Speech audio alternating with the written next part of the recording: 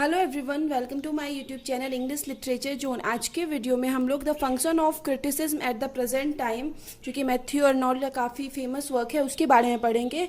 तो वीडियो शुरू करते हैं। वीडियो जो है काफ़ी इजी लैंग्वेज में होगा। वीडियो के थ्रू अगर आपका हेल्प होता है, वीडियो आपके सिलेबस का है, तो प्लीज़ आप लोग वीडियो को लाइक करना, चैनल को भी सब्सक्राइब करना और कमेंट करके भी बताना वीडियो आपको कैसा लगा। क्यों प्लीज़ आप मतलब मेरा एफर्ट अगर आप लोग के लिए हेल्पफुल होता है तो प्लीज़ इसको अप्रिशिएट भी कीजिएगा। तो वीडियो शुरू करते हैं। और वीडियो का अगर आपको पीडीएफ चाहिए तो आप टेलीग्राम ज्वाइन कर सकते हो, और वीडियो से रिलेटेड कोई डाउट है तो आप इंस्टाग्राम पे टेक्स्ट कर सकते हो। इंस्टाग्राम का लिंक और टेलीग्राम का लिंक दोनों आपको इस वीडियो के डिस्क्रिप्शन बॉक्स में मिल जाएगा, या तो फिर आप चैनल के अबाउट सेक्शन में जाके देख सकते हो, वहाँ भी आपको मिल जाएगा दोनों का लिंक। तो वीडियो शुरू करते हैं। The essay the function of criticism, जो हम लोग का एसे है, लेख है the function of criticism at the present time, was published by Matthew Arnold. इसको तो मैथ्यू अर्नोल्ड के द्वारा पब्लिश करवाया गया था in his first collection of critical writing. उनका जो पहला क्रिटिकल राइटिंग का कलेक्शन था ना, उसमें पब्लिश करवाया गया, जिसका नाम है एसे इन क्रिटिसिज्म। एसे इन क्रिटिसिज्म में इसको पब्लिश करवाया गया इन 1865 का पब्लिश करवाया गया 1865 में। Matthew Arnold was a Victorian poet and critic. एक विक्टोरियन पोएट थे और क्रिटिक थे। क्रिटिक यानी होता है आलोचक, जो दूसरे के वर्क को जज करता है। He is considered to be the first modern critic. पहले मॉडर्न आधुनिक क्रिटिक, आलोचक के रूप में जाने जाते हैं। And could be called the critics of critics, और क्रिटिक्स ऑफ क्रिटिक्स के नेम से भी मैथ्यू अर्नोल्ड जाने जाते हैं। ये भी ध्यान रखिए, काफ़ी इंपॉर्टेंट है। He started his literary career by writing poetry. अपने साहित्यिक करियर की शुरुआत जो इन्होंने की मैथ्यू अर्नोल्ड, वो किससे की है? पोइट्री से की है। इनकी काफ़ी फेमस पोएम है जिसपे हम वीडियो भी अपलोड कर रखे हैं। वो कौन है? The scholar Gypsy. इस पर हम वीडियो ऑलरेडी अपलोड कर रखे हैं। और एक और इनका काफ़ी फेमस पोएम है डोवर बीच। ये दोनों काफ़ी फेमस पोएम है। तो पहले ये अपना जो करियर स्टार्ट किए तो एज ए पोएट स्टार्ट किए, ठीक है। एट द एज ऑफ 31 के एज में ही published his first piece of criticism. पहला क्रिटिसिज्म वो पब्लिश किए as a preface to the poems. जो प्रीफेस टू द पोएम्स के नेम से था 1853 में पहला क्रिटिसिज्म बेस्ड वर्क ये पब्लिश किए। And then for the rest of life, और उसके बाद इसी क्रिटिसिज्म को वो कंटिन्यू रखे अपने लाइफ के एंड तक। फॉर फुल 35 ईयर्स, मतलब अगले 35 ईयर्स तक। He only wrote about criticism and critic. वो सिर्फ अगले 35 ईयर्स तक सिर्फ किसके बारे में लिखे? क्रिटिसिज्म और क्रिटिक के बारे में। As a critic he talks about social issues. वो मतलब एज ए क्रिटिक, आलोचक के रूप में सामाजिक मुद्दों के बारे में बात करते हैं, साइंस, रिलीजन एंड एजुकेशन के बारे में बात करते हैं। Arnold criticism career fall into 3 period. Arnold के क्रिटिसिज्म करियर को 3 भागों में बांटा गया। पहला है द फर्स्ट पीरियड, जो कि 1853 से 1866 तक चला। तो इसमें क्या हुआ? In this period he produce the following work, निम्न वर्क प्रोड्यूस किए। कौन कौन सा? The preface to the poem, जो कि पहला वर्क था इनका क्रिटिसिज्म के फील्ड में, तो 1853 में पब्लिश हुआ। ऑन ट्रांसलेटिंग होमर 1856 में। एसे इन क्रिटिसिज्म फर्स्ट सीरीज, इसका फर्स्ट सीरीज 1865 में, जिसके बारे में अभी हम लोग पढ़ रहे हैं।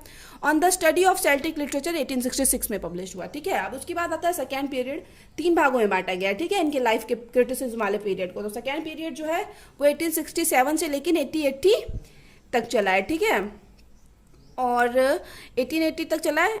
और थर्ड जो पीरियड है 1880 से लेके ये डेथ तक चला है। इनकी जो डेथ, हम बर्थ और डेथ भी याद रखेंगे कि बर्थ जो हुआ था 1882 में हुआ था इनका, और डेथ 1888 में हुआ था, इंग्लैंड में हुआ था। याद रखना काफ़ी आसान है। 1822 में हुआ बर्थ और 1888 में हुआ डेथ। और ये फर्स्ट पीरियड का भी अगर मतलब पॉसिबल हो आप याद रख सकते हो, और नहीं भी रखते हो तो कोई वैसा प्रॉब्लम नहीं है कि आपको अगर ये टाइम याद नहीं रहता है तो। 1853 से 1860 मतलब हम याद रखेंगे कब इनका बर्थ हुआ। 1822 में बर्थ हुआ। उसके बाद 1853 से इनका लिटरेरी करियर स्टार्ट हुआ, ठीक है, जो कि 1866 तक चला। फिर आगे जो लिटरेरी करियर 1866 से फर्स्ट पीरियड, 67 से लेके 80 तक सेकेंड पीरियड चला, और सेकेंड पीरियड जो 1880 में खत्म हुआ, 1880 से लेके डेथ तक 8 ईयर तक इनका थर्ड पीरियड चला। तो इस तरह से हम टाइम याद रख सकते हैं। और फिर उनके बीच में जो बुक पब्लिश करवाया गया उसके भी टाइम को आप इसी तरीके से रिलेट करके याद कर सकते हैं, या तो फिर नहीं भी याद रखते हो तो कोई वैसा टेंशन वाला बात नहीं है। फिर आगे है सेकेंड पीरियड के बारे में हम लोग पढ़ते हैं। इन this period he was involve for more than a decade. मतलब इस पीरियड में वो एक डिकेड यानी एक दशक से भी ज़्यादा इन्वॉल्व थे इन political, educational, social and religious controversy of the day, मतलब उस टाइम जो ये कंट्रोवर्सी चल रहा था, पॉलिटिकल, एजुकेशनल, सोशल, रिलीजन, उन सब में बिजी थे। The chief work of this period, इस पीरियड का, इस टाइम का जो इंपॉर्टेंट वर्क है वो है कल्चर एंड अनार्की, जो 1869 में पब्लिश करवाया गया। उसके बाद लिटरेचर एंड डोगमा, जो 1875 में पब्लिश करवाया गया। अब आगे है थर्ड पीरियड। तो थर्ड पीरियड तो हम बताएं 1880 से लेके इनके डेथ 1888 तक चला है। In this period he retired from contemporary controversies, जो कंट्रोवर्सीज चल रहा था उससे वो रिटायर्ड हुए, and devoted himself once again to his literary studies, फिर से लिटरेचर के स्टडीज का, साहित्यिक के स्टडी को के लिए खुद को समर्पित किए। और इसी टाइम जो वो वर्क पब्लिश किए वो एशियन क्रिटिसिज्म का सेकेंड सीरीज किए 1888 में, ठीक है। और 18 याद रखिएगा 1865 में पहला सीरीज आया था जिसके बारे में अभी हम लोग पढ़ रहे हैं, और 88 में इसका सेकेंड सीरीज आया सेम वर्क का।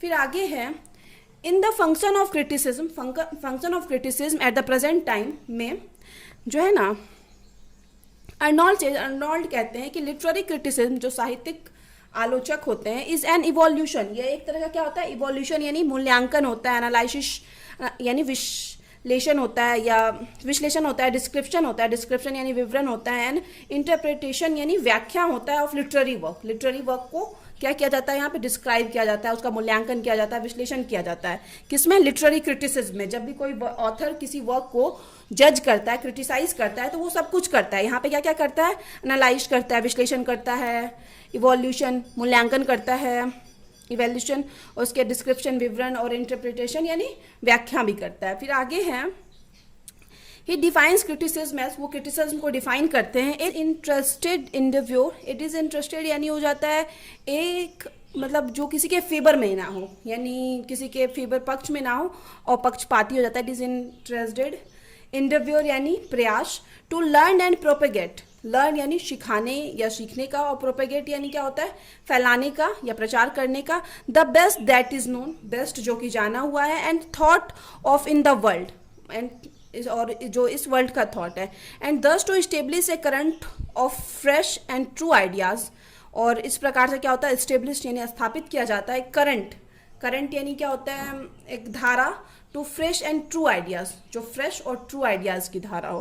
अकॉर्डिंग टू हिम, उनके अनुसार, a critic needs to be free from two prejudice, एक क्रिटिक को दो प्रिजुडिस यानी दो पक्षपात वाला जो होता है ना, दो चीज से फ्री रहना चाहिए। किस चीज से, हिस्टोरिकल एंड पर्सनल, ये दोनों थॉट को अलग रखना चाहिए जब भी कोई वो क्रिटिकल वर्क को जज कर रहा हो। Historical prejudice is when the critic resorts to view through the lens of the past, क्योंकि जो हिस्टोरिकल प्रिजुडिस क्या करता है ना, कि जब कोई मतलब क्रिटिक जो है पास्ट के अकॉर्डिंग किसी वर्क को देखता है, that neglects the present in the work, तो वो क्या करता है, पास्ट के अकॉर्डिंग जज कर रहा है, हिस्ट्री के अकॉर्डिंग प्रेजेंट टाइम के वर्क को जज कर रहा है। तो ऐसा नहीं करना चाहिए, कि वो क्या करना चाहिए, हिस्टोरिकल वाला प्रिजुडिस जो है उसको मतलब अवॉइड करना चाहिए, उसको यूज़ नहीं करना चाहिए, पास्ट को नहीं यूज़ करना चाहिए, बल्कि जो वर्क है उसको पढ़ के जो भी मन में आ रहा है, जो भी थॉट आ रहा है, या जो भी आइडियाज़ आ रहा है, उसके बारे में बात करना चाहिए।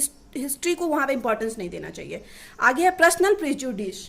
पर्सनल प्रिजुडिस क्या होता है, इंसान का खुद का मतलब लाइक डिसलाइक पे डिपेंड करता है। Refers to a personal liking, जो कि वही रिफर्स व्याख्या करता है personal like, that can good judgement, जिससे कि जजमेंट कर सके, यानी मतलब जिसको हम पसंद कर रहे हैं, जिस चीज़ को हम पसंद कर रहे हैं उसको हम अच्छे से जज कर रहे हैं, उसके फेवर में बात बोल रहे हैं, बट जिस चीज़ को हम पर्सनल लाइक नहीं कर रहे हैं तो उसको हम अच्छे से जज नहीं कर रहे हैं। तो ये दोनों चीज़ को क्या करना चाहिए, क्रिटिक्स को खुद से अलग रखना चाहिए, हिस्टोरिकल एंड पर्सनल प्रिजुडिस को, ठीक है। फिर आगे है by the definition of criticism, criticism के डेफिनेशन के थ्रू प्रोवाइडेड बाय अर्नोल्ड, जो कि हम लोग को अर्नोल्ड के द्वारा प्रोवाइड किया गया। There are 3 task for the critics, critics के लिए ना, आलोचकों के लिए 3 टास्क बताया गया है। The first task is the critics duty to learn कि पहला टास्क जो है कि लर्न सीखना है क्रिटिक्स को, and for that he must see things as they are really, कि मतलब जो चीज़ जैसा होना उसको वैसा देखना और वैसा डिफाइन करना, ना कि हिस्ट्री से इन्फ्लुएंस होना है, ना अपने पर्सनल लाइक से इन्फ्लुएंस होना है, मतलब जो चीज़ जैसा है उसको वैसे डिस्क्राइब करने की कोशिश करना है। आगे है the second task is to hand on this idea to others, किसी मतलब ये आइडिया क्या दूसरों तक भी जाए, to convert the world to make the best ideas prevail, ताकि उस वर्क से रिलेटेड जो बेस्ट थॉट हो, बेस्ट आइडियाज हो, वो भी सामने आ सके।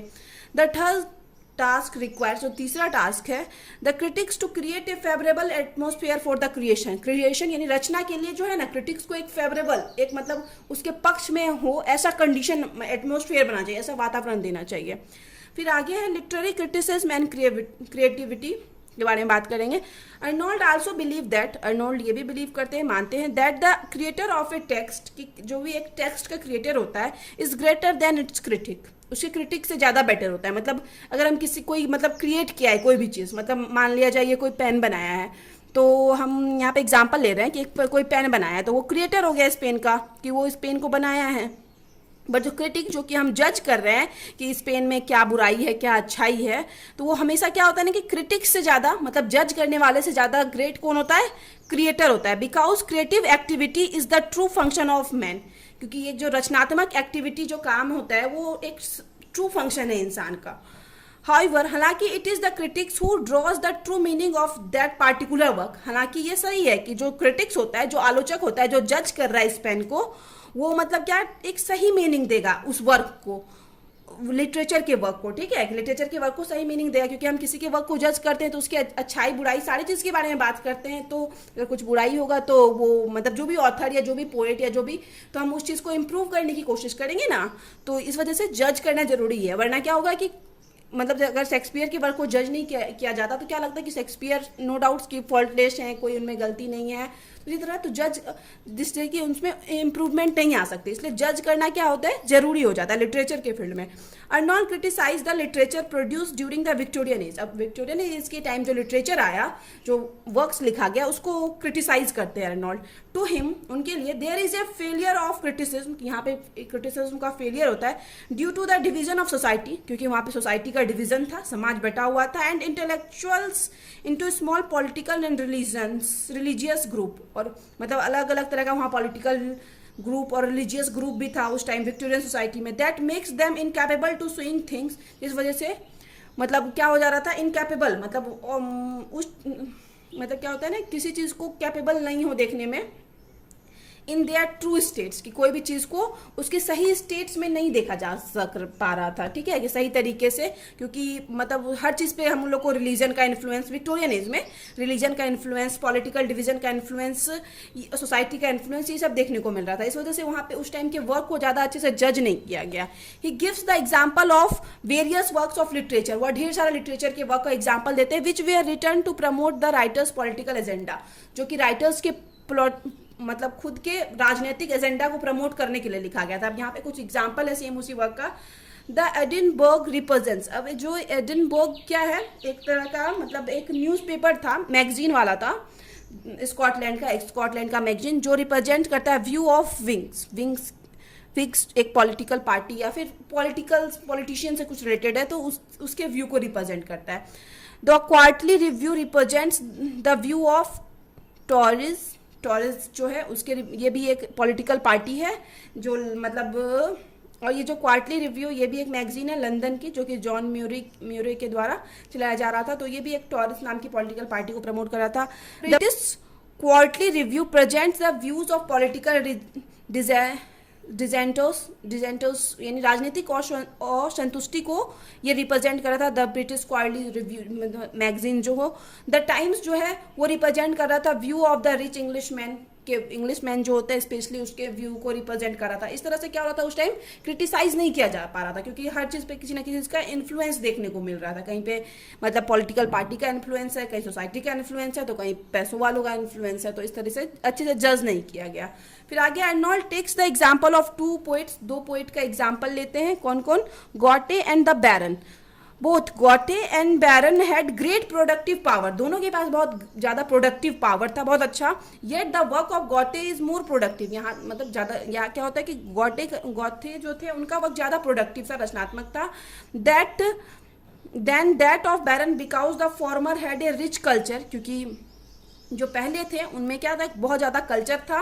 Background which the latter lacked, जो कि बाद वाले में जो है कल्चर हम लोग को देखने वाले वर्क में कल्चर देखने को नहीं मिलता। Similarly Shakespeare was not a deep reader, उसी तरह सेम शेक्सपियर भी डीप रीडर नहीं थे।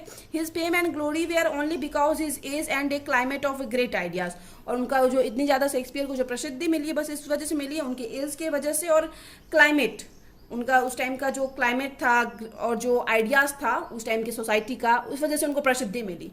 ठीक है, वरना उस उनके वर्क को भी बहुत ज़्यादा क्रिटिसाइज जज किया जा सकता है, ऐसे तो किया भी गया है, बट उनको एज के अकॉर्डिंग अपने मतलब प्रसिद्धि और फेम मिला है। फिर आगे next he says that French revolution की बात करते हैं विद इट्स राइटर्स लाइक, फिर वहाँ के कुछ राइटर के बारे में बात करते हैं। किसके बारे में? रूसो के बारे में बात करते हैं एंड वॉलेंटियर के बारे में बात करते हैं। वॉज मोर पावरफुल, ये लोग ज़्यादा पावरफुल थे देन द इंग्लिश रिवॉल्यूशन जो ऑफ चार्ल्स का जो अंग्रेजी का जो क्या क्रांति था, उससे ज़्यादा मतलब फ्रेंच रिवॉल्यूशन वाले, मतलब चार्ल्स की अंग्रेजी क्रांति से ज़्यादा पावरफुल थे ये फ्रेंच रिवॉल्यूशन वाले। The works written on the French revolution are thought great, मतलब नो डाउट्स जो फ्रेंच रिवॉल्यूशन के टाइम जो वर्क लिखा गया उसको ग्रेट माना जाता है and well appreciated, yet they are biased, they combine politics with thought, मतलब नो डाउट्स बहुत ज़्यादा अप्रिशिएट किया जाता है फ्रेंच रिवॉल्यूशन के टाइम के वर्क को, लेकिन ये क्या है, ये एक तरह से क्या है, बायस्ड है, क्योंकि इस टाइम क्या किया गया है, पॉलिटिक्स के वाले थॉट को कंबाइन किया गया है। क्रिटिक्स मतलब क्या करता है, इन्फ्लुएंस हो जाता है पॉलिटिक्स के थॉट से, तो इस वजह से ये एक तरह से बायस्ड हो जाता है। फिर आगे अर्नोल्ड, जो कि एक क्रिटिक को नहीं होना चाहिए कभी भी। Arnold also says that, Arnold फिर आगे कहते हैं critics judgement should be from there on mind, कि क्रिटिक्स का जो जजमेंट होना चाहिए वो खुद के माइंड से होना चाहिए, without any biases, and should communicate fresh knowledge to their readers, और उसको क्या कहना चाहिए, फ्रेश नॉलेज खुद का, मतलब अगर वो मतलब किसी को जज कर रहा है, कोई भी किसी के वर्क को जज कर रहा है तो उसको क्या होना चाहिए, खुद का एक तो बेस होना चाहिए कि क्यों वो जज कर रहा है, और should communicate fresh knowledge to their readers, और क्यों जज कर रहा है तो अपना नॉलेज भी अपने रीडर्स के साथ शेयर करना चाहिए। ठीक है, इट इज़ क्रिटिसिज्म, कि यह क्रिटिसिज्म है that has most significantly influenced French and German literature, जो कि मतलब बहुत ज़्यादा इन्फ्लुएंस किसको करता है, फ्रेंच और जर्मन के लिटरेचर को करता है। फिर आगे the function of critics is not just, कि जो फंक्शन है क्रिटिक का, आलोचकों का, it not just criticise a work, सिर्फ एक वर्क को क्रिटिसाइज नहीं करना है, जज करना नहीं है, वर्क ऑफ आर्ट, मतलब आर्ट का जो वर्क होता है उसको, और द टू पास जजमेंट, और ना सिर्फ ऐसा है कि हम सिर्फ जजमेंट पास कर दे किसी के वर्क को लेके, but to represent the fact, but ये भी है कि हम किस बेस पे उसको गलत बोल रहे हैं, वो फैक्ट रिप्रेजेंट करना, सो दैट द रीडर्स में मेक हिज ऑन हिज और हर ऑन जजमेंट, ताकि रीडर्स जो हैं जिनको वो मतलब क्रिटिसाइज करके जिसके सामने प्रेजेंट कर रहा है वो रीडर्स खुद का थॉट अप्लाई कर सके और खुद का जजमेंट बना सके। इस वजह से मतलब फैक्ट बेस्ड होना चाहिए क्रिटिसाइज भी। तो यहाँ पे ये वीडियो खत्म होता है। वीडियो अगर आपके लिए हेल्पफुल है तो प्लीज़ आप लोग वीडियो को लाइक करना है, चैनल को सब्सक्राइब करना और कमेंट करके बताना वीडियो आपको कैसा लगा। मिलते हैं नेक्स्ट वीडियो में नेक्स्ट टॉपिक के साथ।